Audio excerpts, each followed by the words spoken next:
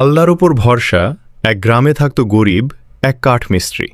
নাম তার হাকিম। প্রতিদিন সে পরিশ্রম করত, কিন্তু আয় ছিল খুবই কম। তবুও সে কখনো নামাজ ছাড়ত না। মুখে সব সময় থাকত, আল্লাহই যথেষ্ট। একদিন হাকিম কাজের জন্য বৃদ্ধ লোক রাস্তার পাশে পড়ে আছেন, খুব অসুস্থ। সবাই পাশ কাটিয়ে চলে যাচ্ছিল, কারো সময় নেই। হাকিম থেমে গেল। নিজের কাজ বাদ দিয়ে বৃদ্ধকে পানি খাওয়ালো, ছায়ায় বসালো। তারপর নিজের শেষ কয়টা টাকা দিয়ে ডাক্তার ডাকল। বৃদ্ধ সুস্থ হলে কাঁদতে কাঁদতে বললেন, বাবা, তুমি নিজের ক্ষতি করে আমাকে সাহায্য করলে কেন? হাকিম হেসে বলল, আল্লাহ আমাকে দেখছেন, এটাই যথেষ্ট। কয়েকদিন পর হাকিমের কাজ হঠাৎ বন্ধ হয়ে গেল।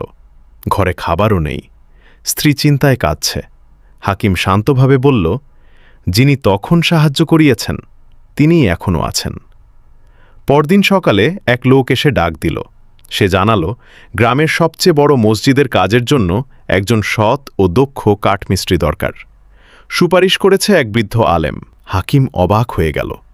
সে বুঝে গেল, সেই বৃদ্ধ লোকটাই আল্লাহর পক্ষ থেকে পাঠানো পরীক্ষা ও রহমত ছিল। সেই কাজের মাধ্যমে হাকিমের জীবন বদলে গেল, কিন্তু তার মুখের কথাটা বদলাল না, আল্লাহই যথেষ্ট। শিক্ষা: যখন আমরা আল্লাহর ওপর ভরসা করে মানুষের উপকার করি, তখন আল্লাহ এমন জায়গা থেকে সাহায্য করেন যেখানে আমরা কল্পনাও করি না।